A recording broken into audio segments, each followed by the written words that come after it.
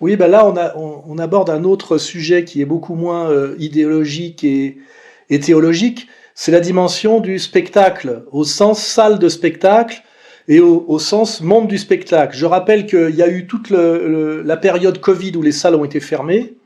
Il y a aussi, plus profondément que ça, un politiquement correct hyper dur qui empêche les comiques d'être drôles parce qu'en fait ne sont drôles que les sujets à risque et c'est pour ça que Dieudonné était très drôle. Alors est-ce que quand on voit que Hanouna adoube Dieudonné, la question qu'on peut se poser c'est est-ce que aujourd'hui le monde du spectacle qui voit que il n'y a plus un ticket qui se vend ne se dise pas finalement Dieudonné qui est une bête de scène et un auteur, je rappelle, il est capable d'écrire 2 spectacles par an depuis 20 ans, c'est le seul.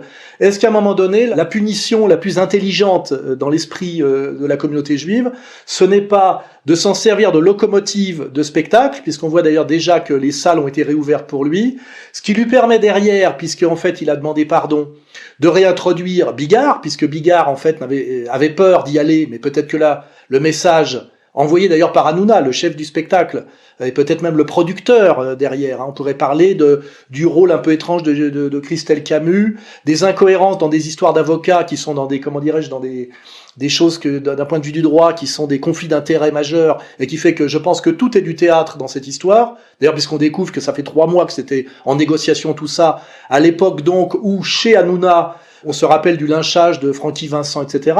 C'est-à-dire que, sachant tout ça, on était vraiment dans le spectacle pur. Il n'y avait pas de morale, puisqu'on ne pouvait pas à la fois négocier en douce avec Dieudonné, et puis attaquer bille en tête Francky Vincent chez Hanouna. Donc je pense qu'il faut vraiment mettre en avant l'idée spectacle, c'est-à-dire que c'est un truc à plat, avec un rideau, ça s'appelle une scène de théâtre, et ce qu'il faut à un moment donné, c'est aller voir derrière le rideau pour voir ce qu'il en est, c'est un peu comme la caverne de Platon en plus cheap, et moi ce que je vois, c'est que si Dieudonné remplit les salles et fait des tournées, parce que là, l'air de rien, quand il dit « je vais retourner dans ma forêt », en fait, il va retourner sur scène.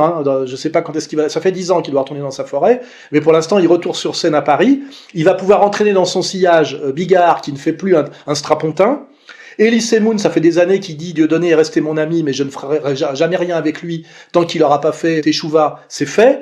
Et Elie Semoun a un gros problème, puisque comme il n'est pas auteur, contrairement à Dieudonné, et que Dubosc s'est mis à son compte, ça fait des années que Elie Semoun ne fait plus rire personne, et qu'il a besoin d'une locomotive, d'un auteur. On peut donc accrocher derrière la locomotive Dieudonné, on pourrait réaccrocher Bigard, on pourrait réaccrocher Elie Semoun, voire Gad Elmaleh qui entre-temps a découvert la Vierge. C'est-à-dire que Dieudonné et Gad Elmaleh pourraient converger, puisque Dieudonné est bras dessus avec le Christ, enfin tel qu'il le conçoit, et Gad Elmaleh d'un seul coup a découvert la Vierge. Et d'ailleurs quand on creuse un peu le message de son dernier film, c'est une vierge qui ne l'éloigne pas du judaïsme, mais peut-être qui permet d'y retourner encore plus profondément, d'après ce que j'ai compris de la profondeur de son message quand on analyse le film qu'il a fait autour de cette déclaration assez étrange de découverte de la Vierge chez Gad Elmaleh. Donc là, d'un point de vue du spectacle, on se dirait Dieudonné est autorisé à nouveau à jouer, comme une espèce de locomotive. L'argent doit aller à ceux à qui il le doit, c'est-à-dire les partis civils qui le font condamner depuis 20 ans. Donc il y a l'aspect Teshuva traditionnel tel que l'a décrivait Youssef tout à l'heure, c'est-à-dire tu fais rentrer de l'argent et tu payes et on te laisse pas grand-chose. Et puis derrière, ça remet en scène des comiques qui ne font plus rire personne depuis longtemps, mais qui ont un potentiel, je dirais, en termes de métier, si on leur donnait un texte correct. Et là, on comprendrait effectivement la dimension totalement, je dirais, monde du spectacle, show business, qui est, voilà, Dieudonné, enchaîné, va servir de locomotive à un spectacle qui ne fait plus une entrée, pour cause d'ailleurs de dictature du politiquement correct, et on sait que ceux-là même qui luttent contre aujourd'hui sont ceux-là même qui l'ont initié il y a 20 ans, faut pas oublier. Ça a commencé dans les années 85, sur on ne peut pas rire de tout. Voilà. Et quand on dit qu'on ne peut pas rire de tout, c'était d'abord on ne peut pas rire de la Shoah. Et puis après, finalement, on pouvait rire de tout ce qui pouvait tenir tête à la politique israélienne. Il suffit d'avoir le courage de l'analyse, et ça, on peut là-dessus, il faut avoir aucun doute, Dieudonné sait tout ça parfaitement. C'est tout sauf un idiot. Par contre, je le répète, c'est un homme de spectacle. Je rappelle que dans le temps, dans le monde traditionnel, les acteurs sont rangés dans la même catégorie que les prostituées. Ils ne sont pas dans la catégorie des religieux, des oracles et des gens respectables. Donc, à un moment donné, Dieudonné a cette dimension en lui.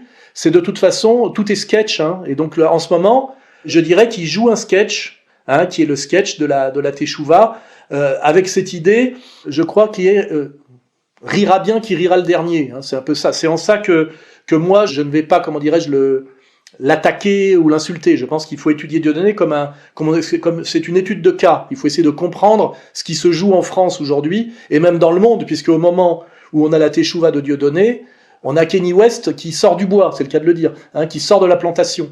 Il faut arriver à prendre du recul et à analyser tout ça.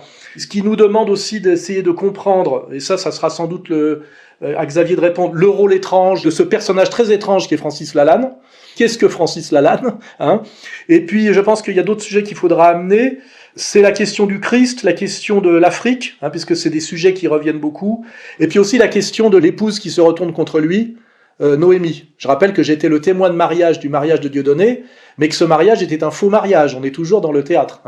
C'était non seulement pas un mariage civil, mais c'était même un faux mariage religieux, puisque c'était fait auprès d'une obédience catholique. Je ne sais pas quel est le nom qu'on ajoute derrière, mais qui est quelque chose qui n'est pas reconnu par l'Église. Voilà. Et on était donc, c'est toujours Dieudonné, il y a du spectacle dans le spectacle, il faut jamais oublier qu'on ne sort jamais du spectacle avec lui.